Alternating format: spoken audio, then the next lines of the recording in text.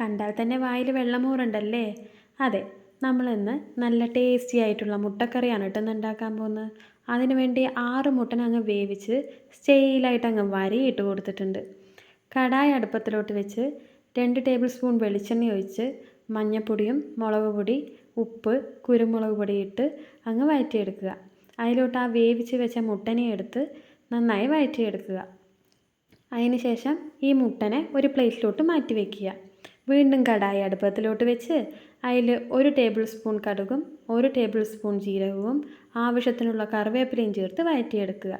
അതിലോട്ട് നൈസായി അരിഞ്ഞ് വെച്ച സബോളയും ചേർത്ത് ആ സബോളയ്ക്ക് ആവശ്യമുള്ള ഉപ്പും ചേർത്ത് നല്ല ഗോൾഡൻ കളർ ആവുന്ന വരയ്ക്ക് അതിനെ വഴറ്റി കൊടുക്കുക. നല്ലോണം ഗോൾഡൻ കളറായി വന്നിട്ടുണ്ട്. അതിനുശേഷം 2 ടേബിൾ സ്പൂൺ മുളക് പൊടിയും 2 ടേബിൾ സ്പൂൺ മല്ലിപ്പൊടിയും ആവശ്യത്തിന് മഞ്ഞൾപ്പൊടിയും ചേർത്ത് നന്നായി അങ്ങ് വഴറ്റി കൊടുക്കുക. ഇതിൽ ചേർക്കാനായിട്ട് 5 അല്ലി വെളുത്തുള്ളിയും 3 തുണ്ട് ഇഞ്ചിയും 3 പച്ചമുളകും ചേർത്ത് നല്ലോണം അങ്ങ് ചതച്ചെടുക്കണം. ഈ ചതച്ചവയെ നമ്മൾ സബോളയിലിട്ടിട്ട് നന്നായിട്ട് അങ്ങ് വഴറ്റി കൊടുക്കുക.